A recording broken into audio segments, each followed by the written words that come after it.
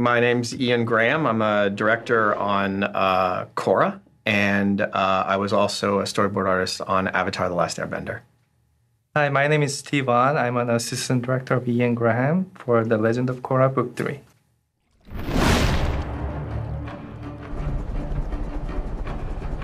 Enter the Void is one of my personal favorites that I directed of the Avatar series so far. Korra has to figure out how she's going to free the airbenders and whether she's going to sacrifice herself and give herself over to Zahir, who clearly does not have good intentions for her. The second Zahir realizes we're up to something, he'll wipe out the airbenders. And Opal is one of those airbenders. Believe me, I understand what's at stake. Then I think you'll agree. The only plan that will work is for me to give myself up. We needed Korra to be able to communicate with Mako. Their communication was extremely important, and that's why we used the radios in this sequence to kind of tie them together so that you see Korra giving herself up at the very moment they're supposed to be getting the airbenders. Mako, what's going on? They're here. In order to trick them, Minghua fills these cloaks with water. So it looks like a whole group of people that are all sitting there. You can't show too much, because if you do, then everyone knows it's a trick, you know? And you can't hide too much, because if you do, then, you know, the deal wouldn't be made. So it took a couple tries. We definitely worked at it quite a bit before we got to where we wanted with it. Korra! It was a trick! They're not here! Don't turn yourself over! We had a deal!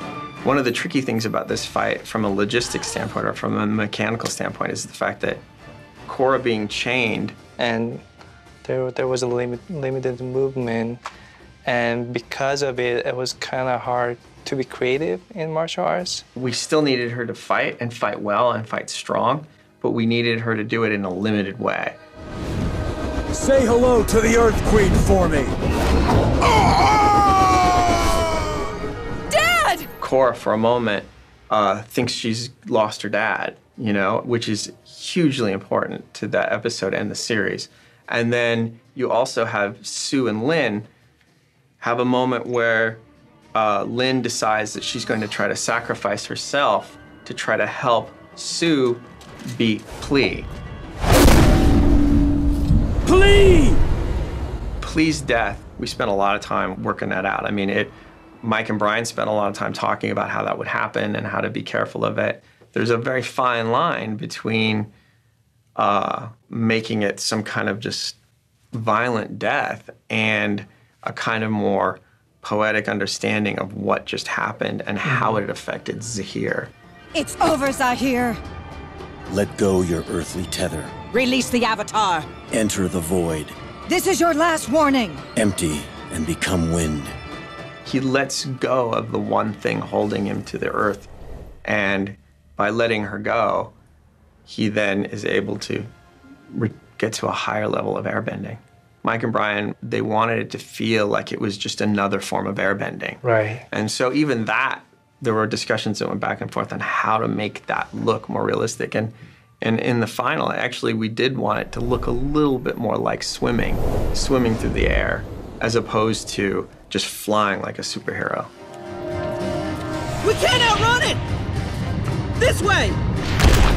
The hardest part about revealing that Bolin was a lava bender is it had to look like an accident, like he didn't intentionally bend lava because he didn't know he could do it.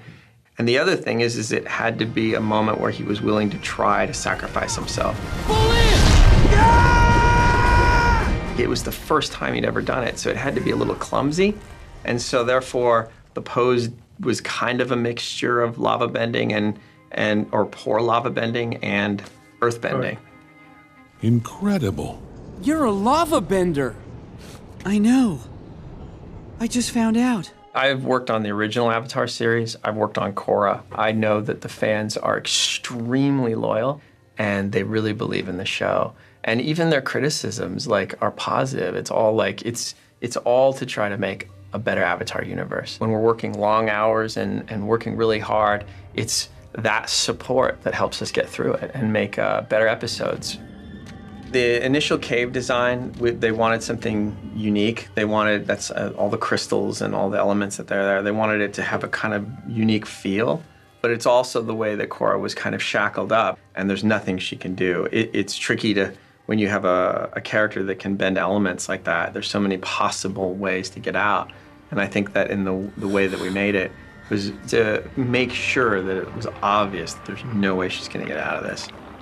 You get to see a very clear setup and arc that prepares you for going into the finale.